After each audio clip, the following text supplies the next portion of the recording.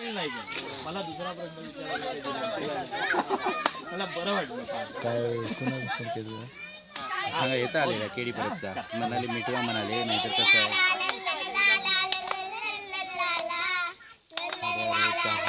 पुस्तकांचं म्हणाले सगळ्यांच्या अडकून तयार